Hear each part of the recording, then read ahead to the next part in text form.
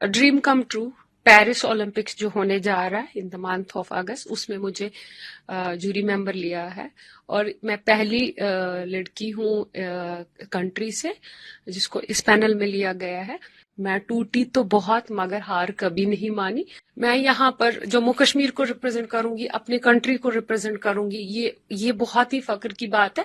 Dream come true. Paris Olympics जो होने जा रहा है इन द मंथ ऑफ अगस्त, उसमें मुझे जूरी मेंबर लिया है। और मैं पहली लड़की हूँ कंट्री से जिसको इस पैनल में लिया गया है। और ये मेरे लिए नहीं बल्कि हमारे पूरे यूटी के लिए और हमारे मुल्क के लिए फख्र की बात है कि उस प्रेस्टिजियस इवेंट के लिए मुझे इस पैनल में लिया गया। और ये सफ़र 1998 में शुरुआत हुई डल झील से। और इसमें 98 से लेकर 2007 तक मैंने अपने यूटी को रिप्रेजेंट किया। And I have represent my country in world cup 2009। And I was a jury member in Asian games also जो चाइना में हुआ। I was there chief finish जज। सो ये सफर पूरा आज 30 इयर्स के बाद जो एक पूरा हो गया, जो मैंने ख्वाब देखा था अल्टीमेट, हर एक एथलीट का ख्वाब होता है ओलंपिक्स पहुंचना। तो अल्हम्दुलिल्लाह ये मेरा ख्वाब पूरा हो गया। और इसमें मेरे माँ बाप, मेरे वेल विशर्स की बहुत मेहनत रही है। मैं टूटी तो बहुत मगर हार कभी नहीं मानी। अल्हम्दुलिल्लाह ये मेरी जीत नहीं है, ये हम उन लड़कियों को मैं ये कामयाबी देना चाहती हूँ जो मेरे बाद इस वाटर स्पोर्ट्स में आएंगी। उन सब लड़कियों की जीत है। आज मुझे इस पैनल में लिया गया। तो ये मतलब लेटर किसको लिखा गया और यहाँ किसको बताया गया है? इंटरनेशनल कैनो फेडरेशन में ये कुछ ही दिन पहले ऐलान हुआ था, जो 18 मेंबर्स का लिस्ट आया है। उसमें आप देखोगे एशिया से जापान और इंडिया से मैं हूँ। एशिया से सिर्फ 2 ही कंट्रीज है, बाकी सब इसमें यूरोपियन नेशन है। Because canoeing kayaking is European Canadian game है। Australia, England and Germany are the strong nations. पहली बार इस प्रेस्टिजियस इवेंट में हमारी कंट्री से मैं जा रही हूँ। और ये लेटर इंटरनेशनल कैनो फेडरेशन ने इंडियन कयाकिंग कैनोइंग फेडरेशन को इन्फॉर्म किया। और उसके बाद आईओए को भी इस बारे में पता है। और उसके बाद मेरे स्टेट में भी ये चिट्ठी आई है और इन्फॉर्म किया गया इसके लिए। तो मतलब थोड़ा सा इसके बारे में बताइए कि किस तरह, जैसे पहले आप एक खिलाड़ी थे, फिर आप जूरी मतलब एज अ जज बन गए, तो उसके लिए किस तरह की मेहनत की आपने? कोई पेपर या कोई आपने दिए होंगे उसके लिए? मैंने जैसे पहले जिक्र किया 1998 में मेरी प्लेइंग करियर की शुरुआत हुई डल झील से, जब स्पोर्ट्स का नामो निशान नहीं होता था और स्पोर्ट्स को दरबदरी की नजरिए से देखते थे। और समाज में भी बहुत कुछ हमें सुनना पड़ता था। जब हम ट्रैक सूट डालते थे वो भी एक चैलेंजिंग सिचुएशन थी 90s में। बट हमने हार नहीं मानी क्योंकि मेरा लक्ष्य यही था कि मैंने अपनी कंट्री को रिप्रेजेंट करना है। तो ये मैंने जैसे बोला कि 30 इयर्स आज कंप्लीट हो रहे हैं। मैंने लगभग 12 साल अपने यूटी को रिप्रेजेंट किया। उसके बाद मैंने कंट्री को वर्ल्ड कप में रिप्रेजेंट किया। और मैं 10 साल इंडिया टीम की चीफ कोच भी रही, जिसमें मेरे टीम क्वालिफाइंग राउंड तक पहुंचे, एशियन चैंपियनशिप में मेडल भी मिले। और उसके बाद 2008 में मैंने इस एग्जाम को क्वालिफाई किया जर्मनी में, जिसमें मुझे बेस्ट सेकंड जज लिया। क्योंकि इसके लिए बाज़ाब्ता आपको एग्जाम देना पड़ता है। उसके बाद वो एग्जाम जब आप क्वालिफाई करते हो उसके बाद ही आपको इस पैनल में लिया जाता। तो ये एग्जाम मैंने 2008 में जर्मनी में दिया था, जिसमें मुझे बेस्ट सेकंड जज लिया गया था। वजूहत ये थे कि जब मैंने वर्ल्ड कप में पार्टिसिपेट किया तब मैंने देखा कि वहां मेल डोमिनेटेड हर जगह, चाहे वो स्टार्टिंग पॉइंट हो फिनिश हो, बहुत कम फीमेल्स आते। तो मैंने वही ठान लिया कि हम साबित कर दिखाएंगे कि लड़की भी लीडिंग रोल में आ सकती है और डिसीजन मेकिंग में आएगी। और आपको पता है आईओसी का डिसीजन भी है कि 50% वुमेन हर एक स्पोर्ट्स में होना चाहिए। जिसमें स्पोर्ट्स में 50% वुमेन नहीं हो वो ओलंपिक से आउट भी हो सकता है। तो ये 2009 में ही मैंने ये एग्जाम क्वालिफाई किया था।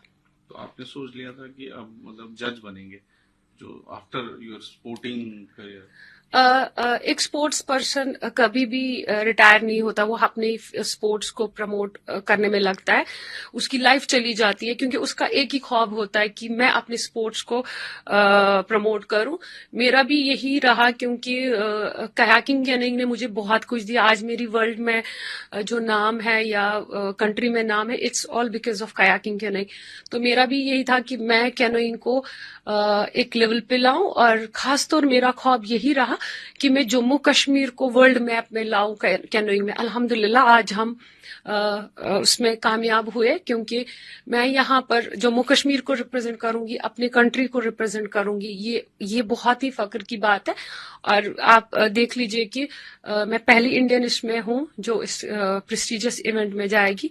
तो मुझे लगता है कि आने वाले दौर में मेरा ख्वाब यही रहेगा कि एक बिल्किस नहीं, 1000 बिल्किस निकले जो ना कि यूटी को बल्कि मुल्क को रिप्रेजेंट करे। तो अभी आपको काफी एक्सपीरियंस भी इससे पहले मतलब काफी जगहों पे जूरी आपने किया होगा। मैंने लगभग 35 कंट्रीज विजिट किया है, चाहे वो यूरोप हो, चाहे वो एशिया हो या अफ्रीका जैसे मुल्क में। और एक अच्छा एक्सपोजर जिसमें मेरी फेडरेशन का बहुत बड़ा रोल रहा। Being a Kashmiri girl, it was not easy to excel in international level. Challenges बहुत आए, सेटबैक्स बहुत आए, फेलियर्स बहुत आए, बट मैंने हार कभी नहीं मानी, क्योंकि मुझे यही था कि नहीं, अगर मैंने हार मानी तो मेरे आने वाले दौर में जो लड़कियां इस स्पोर्ट्स को अडॉप्ट करें, ये उन सब की हार है। तो अल्हम्दुलिल्लाह मैं चाहूंगी कि यहाँ से और भी लड़कियां निकले जो कंट्री को रिप्रेजेंट करे। और खासतौर ओलंपिक्स ड्रीम होता है, मैंने जैसे पहले ही जिक्र किया, ये हर एक खिलाड़ी का ख्वाब होता है। और मुझे लगता है कि 30 साल की जो मेहनत है वो मुझे अब रंग लाई। तो अभी रिसेंटली आपने कहा जूरी आपने किया था?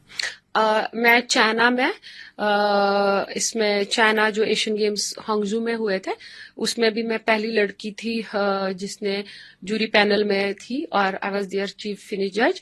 और उस बेसिस पे जो मेरा वहां परफॉर्मेंस रहा है, और क्योंकि सबसे इम्पोर्टेंट होता है कंपटीशन को फेयर करवाना, और सबसे इम्पोर्टेंट होता है कि कंपटीशन में प्रोटेस्ट ना होना, वो एक जजेस के लिए एक बड़ी कामयाबी होती है। तो उस कंपटीशन में जो सबसे इम्पोर्टेंट चीज देखी गई कि उसमें कोई प्रोटेस्ट नहीं, क्योंकि वो उसमें देखा जाता है। तो उस वजह से उस परफॉर्मेंस की बेसिस पे मुझे पेरिस ओलंपिक्स के लिए सिलेक्ट किया गया। तो अभी उससे पहले, पेरिस से पहले भी कहीं आप कर रहे हैं?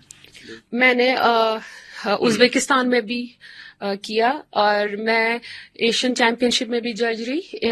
अभी तक जो मेरा हाईएस्ट रहा था that was the Asian games, because Asian region में सबसे जो प्रेस्टिजियस चैंपियनशिप मानी जाती, हाईएस्ट चैंपियनशिप मानी जाती, दैट इज एशियन गेम्स। अब जो इस साल मेरा एक तो क्वालिफाइंग राउंड फॉर जापान के लिए भी मुझे सिलेक्ट किया गया, वर्ल्ड चैंपियनशिप जो उज्बेकिस्तान में होगी उसमें भी सिलेक्ट किया गया, और सबसे इम्पोर्टेंट जो है पूरे 30 साल में जो अचीवमेंट, दैट इज पेरिस 2024। तो प्री क्वालिफाइंग के लिए भी कुछ आप जज करेंगे? यस, जो टोक्यो में होने जा रहा है, जो 16 से होगा, इसमें क्वालिफाइंग राउंड फॉर एशिया, इसमें जो एशिया का क्वालिफाइंग राउंड होगा, इससे भी हमारी कंट्री से कुछ एथलीट्स क्वालिफाई हो जाएंगे, और ये भी एक प्रेस्टिजियस चैंपियनशिप है। और हमारी टीम में बहुत चांसेस भी है, C2 में हमें बहुत ज्यादा चांसेस है, क्योंकि आफ्टर 29 ईयर्स के बाद हमें कंट्री को मेडल मिला एशियन गेम्स में, जो चाइना में मिला। तो कैनोइंग ग्रोइंग स्पोर्ट्स है, और canoeing is the 5th largest Olympic event. आप देख लीजिए, इसमें 12 मेडल्स स्प्रिंट में है और 4 मेडल्स इसमें सलालम है। And Jammu Kashmir is blessed such a wonderful water fronts, both flat water and wild water. मुझे लगता है आने वाले दौर में, जो मुझे लग रहा है कि यहाँ के वाटर फ्रंट से हम ना कि नेशनल लेवल बल्कि इंटरनेशनल लेवल पे एक्सेल कर सकते हैं।